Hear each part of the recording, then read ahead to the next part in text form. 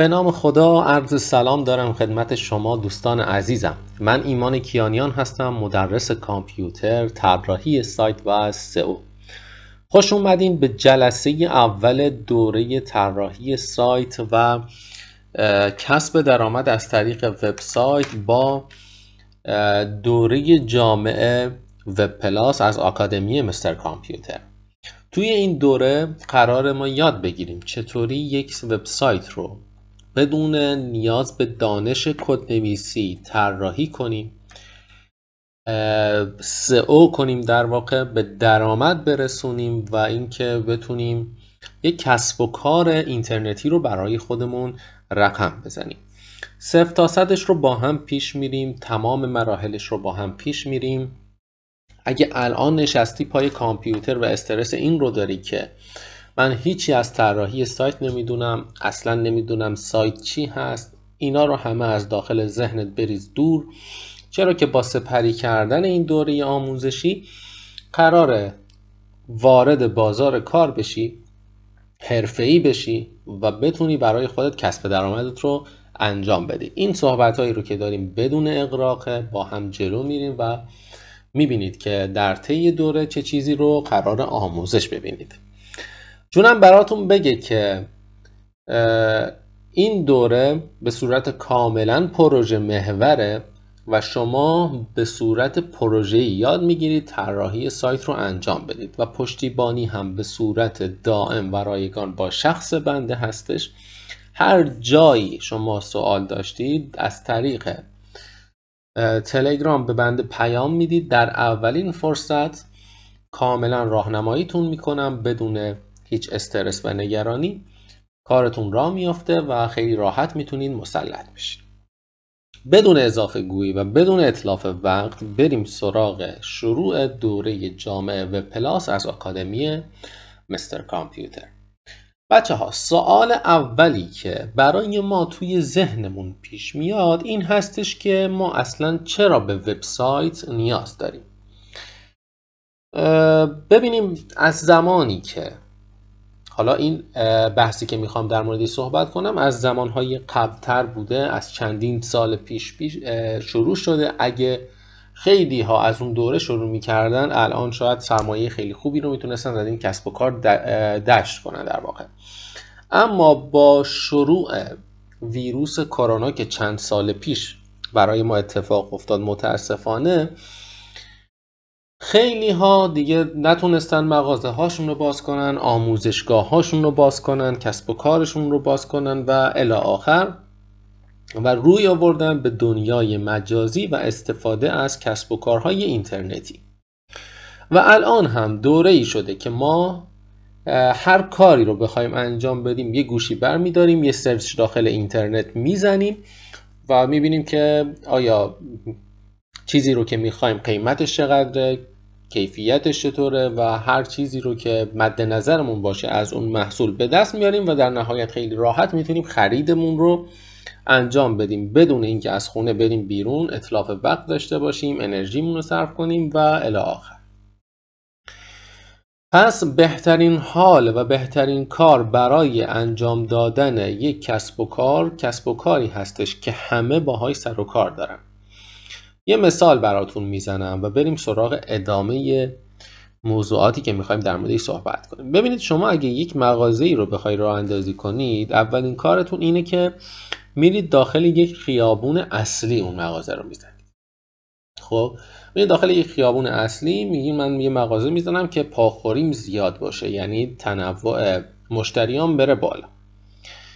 خب بالاخره باز هم که حساب کنیم هرچه داخل خیابون اصلی ما باشیم یک تعداد محدودی وارد وبسایت ما وارد مغازه ما میشن و از اون تعداد محدود و باز هم یک عده خاصی فقط ازمون خرید میکنن.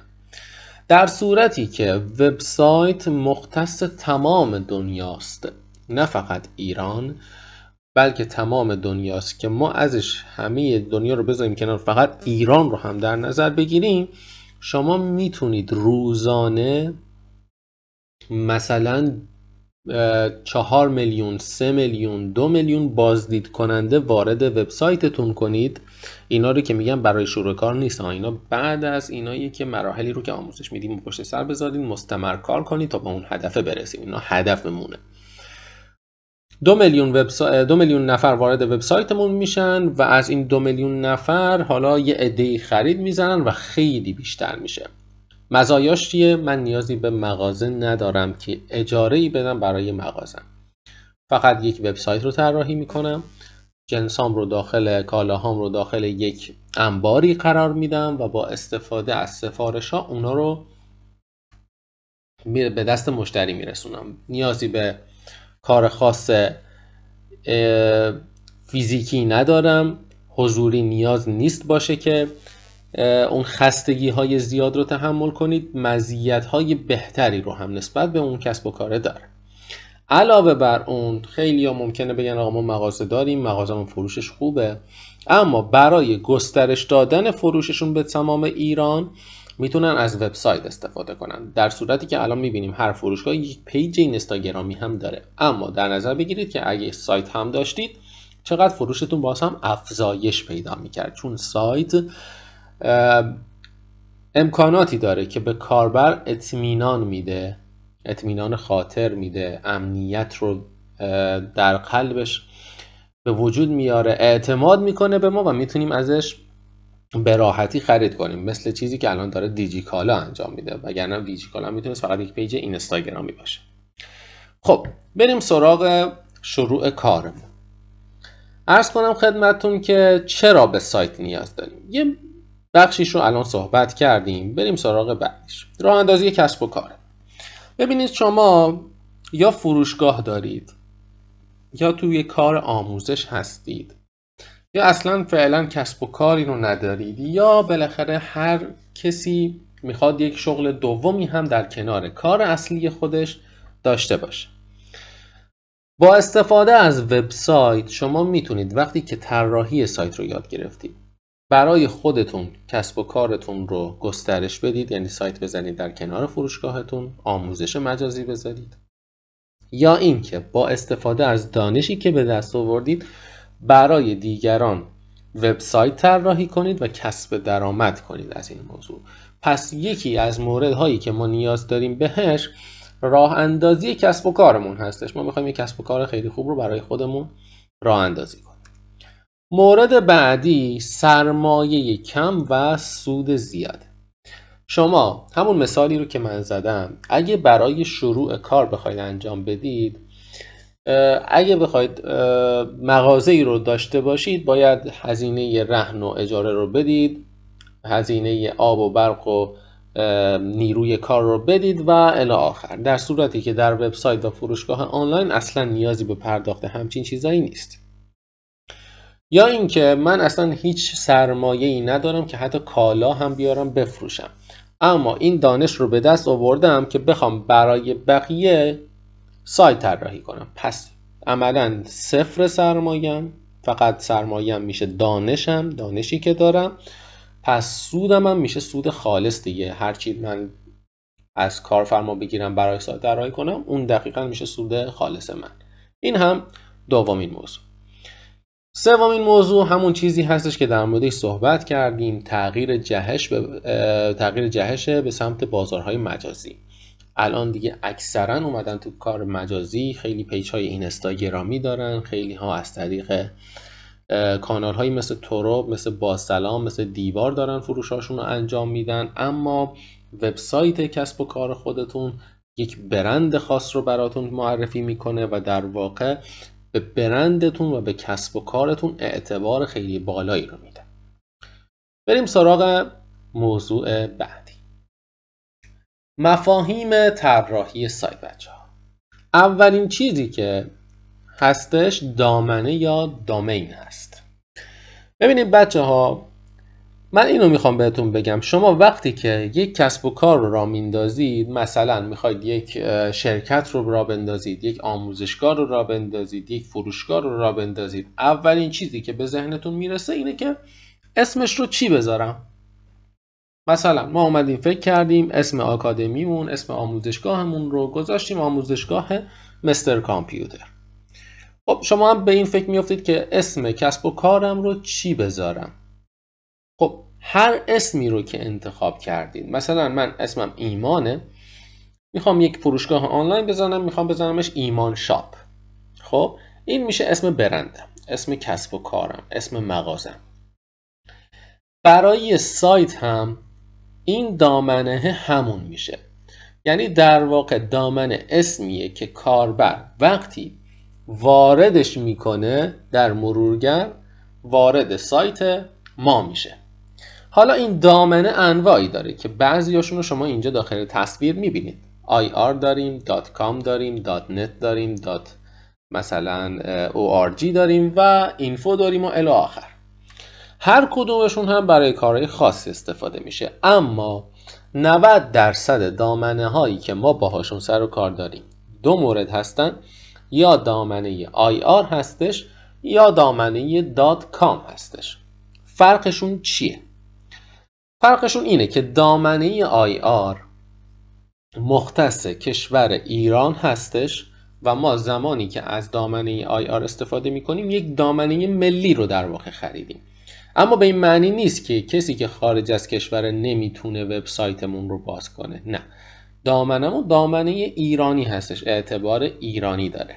خب اما دامنه .com دامنه جهانی هستش، یعنی برای همه دنیا استفاده میشه. تا الان ما ندیدیم وبسایت که در سطح جهانی معروف هست مثل گوگل، مثلا یوتیوب بیاد از دامنه .ir استفاده کنه، اما همشون دامنه .com رو دارن. پس اعتبار .com جهانیه، اما اعتبار .ir مختص کشور ایران و دامنه ملی هستش. پس ما هم میتونیم به انتخاب خودمون از دامنه .ir یا دامنه .com برای وبسایتمون استفاده کنیم. همونطوری که گفتم هیچ تفاوتی ندارن، فقط روی اعتبارشون هست که جهانی میخوایم باشه یا .ir ملی باشه. یه برای ثبت کردن و خریدنشون بعداً میگم چه کارهایی باید انجام بدیم. از نظر قیمتی دامنه .ir مناسب تر هستش، یعنی در حال حاضر که من دارم این ویدیو رو برای شما ضبط میکنم که تاریخ 22 فروردین 404 هستیم، این .ir هزینهش الان بین 25,000 تومان تا 45,000 تومان سالانه هست، یعنی یک سال انقدر براش پرداخت میکنیم. اما دامنه .com چیزی هوش مثلا 899,000 تومان تا الی 1,500 1,600 برای یک سال هزینه ثبتش هست. بستگی به کسب و کار خودمون داره که بدونیم کدوم رو میخوایم استفاده کنیم. حالا هیچ فرقی ندارن، دوتاشون رو میتونیم استفاده کنیم، میتونیم خرید و فروش داخلشون انجام بدیم، سایتمون رو اندازی کنیم. کما اینکه میبینید شما وبسایت ما هم با استفاده از دامنه .ir هست و دامنه .com استفاده ما نکردیم، یعنی هیچ تفاوتی نداره. و موضوع دیگه هم که باید بهتون بگم، برای ثبت کردن دامنه برای دامنه ملی که .ir هستش یه شناسه‌ای نیاز داریم به نام شناسه ایرنی که من موقع خرید آموزش خرید دامنه بهتون میگم. خب این هم اسم وبسایت ما هستش که میبینید اسم وبسایتمون mrcomputer.ir هست. پس ما هم از دامنه .ir استفاده کردیم. این میشه دامنه سایت ما یا اسم سایت ما. دقت داشته باشید که اسم دامنه ای رو که میخوایم انتخاب کنیم نمیشه تکراری باشه. دقیقاً مثل اینکه من میخوام یک پیج اینستاگرامی رو اندازی کنم، اسمی که قبلا ثبت شده رو نمیتونم دوباره ثبت کنم. پس دقت داشته باشید به این موضوع. اسمهایی رو که برای کسب و کارتون انتخاب میکنید حتما باید منحصر به فرد باشه. مثلا ما مستر رو به صورت کامل نوشتیم، یه دشت وسطش computer.ir. دیگه شما اگه بخواید این دامنه رو خریداری کنید نمیتونید، چون ما ثبتش کردیم و الی آخر. موضوع بعدی هاست هست. ما یک موضوع دیگه ای داریم تحت عنوان هاست. خب ممکن اسمش رو بعضیاتون شنیده باشید، اما هاست چیه؟ ما گفتیم برای کسب و کارمون میایم یک دامنه ای رو تعریف میکنیم که همون اسم سایتمون هست. اسم شرکتمون، اسم آموزشگاهمون یا اسم مغازه. اما برای مرحله دومی که میخوایم کسب و کارمون رو راه اندازی کنیم به یک فضا نیاز داریم. مثلا من میرم یک مغازه اجاره میکنم برای فروشگاهم، من میرم یک دفتری اجاره میکنم برای شرکتم، من میرم یک دفتری اجاره میکنم برای آموزشگاهم. یک فضایی رو اجاره میکنیم که میایم میز، صندلی، کالاهامون و همه چیزمون رو داخل اون میذاریم. خب که کاربران بیان اونجا پیش ما، مشتریامون بیان اونجا پیش ما و ازشون استفاده کنن. حالا برای این که من بتونم اطلاعاتی مثل عکس، مثل فیلم، مثل عرض کنم خدمتتون صدا و متن و هر چیزی رو داخل وبسایتم داشته باشم که کاربران بیان ببینن، به یک فضایی نیاز دارم تحت عنوان هاست. خب خیلی ممکنه این سوال براشون پیش بیاد که من خودم کامپیوتر دارم، کامپیوترم میتونه داخلش ذخیره سازی انجام بشه و بقیه بیان ببینن. این نکته رو هم داخل پرانتز بگم، هاست یک فضایی هستش، یک هاردی هستش، یک سخت افزاری هستش که توسط بعضی از شرکت ها ارائه میشه. خب حالا ما اگه بیایم روی کامپیوتر خودمون این اطلاعات رو داشته باشیم، زمانی که من کامپیوترم رو خاموش کردم دیگه هیچکی بهش دسترسی نداره.